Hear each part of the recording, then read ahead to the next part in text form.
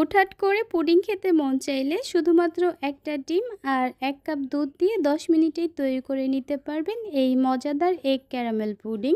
আসসালামু আলাইকুম everyone, welcome to Sadia Munis kitchen. Pudding হচ্ছে সবচেয়ে সহজ আর মজাদার একটা ডেজার্ট। তো আজকে আমি শুধুমাত্র একটা ডিম আর ১ কাপ দুধ দিয়ে একদমই সহজভাবে তৈরি করে দেখাবো এগ ক্যারামেল পুডিং। এই পুডিংটা এত সহজভাবে তৈরি করে নেয়ার পরও একদমই পারফেক্ট আর অনেক বেশি স্মুথ হয়েছে।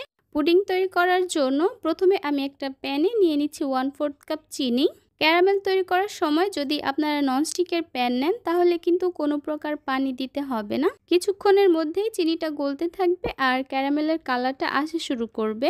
চুলার হিটটা হাই মিডিয়ামের মাঝামাঝি রেখে ক্যারামেলটাকে তৈরি করে নিতে হবে। এবার চিনিটা যখন গলে ক্যারামেলের কালারটা আসা শুরু করবে তখন আমি নেড়ে চেড়ে দিচ্ছি।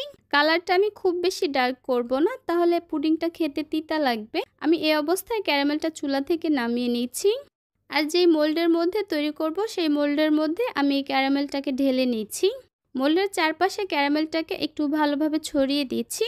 এবার এই মোল্ডটাকে একটা সাইডে রেখে দিব ক্যারামেলটা সেট হওয়ার জন্য।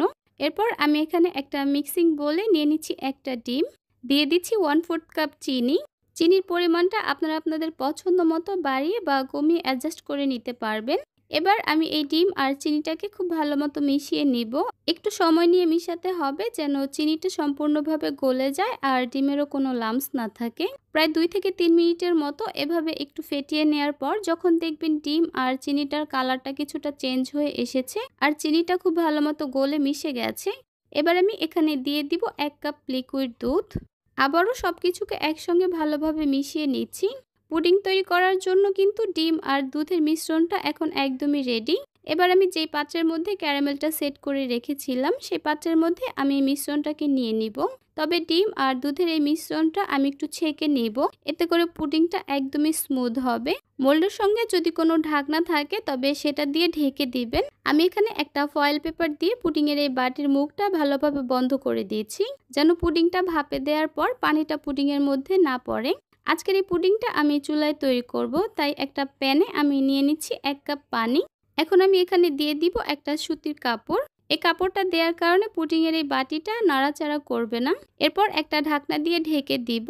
আর ঢাকনার মধ্যে যদি কোনো ছিদ্র থাকে তাহলে আমি একটা টিস্যু বা লবঙ্গ দিয়ে বন্ধ করে দিব। চুলার হিটটাকে লো মিডিয়ামের মাঝামাঝি রেখে এভাবে পুডিংটাকে আমি ভাপে রাখবো প্রায় 10 মিনিটের জন্য। আজকে যেহেতু আমি একটা ডিমের পুডিং তৈরি করছি তাই পুডিংটা হতে কিন্তু একদমই কম সময় লাগবে।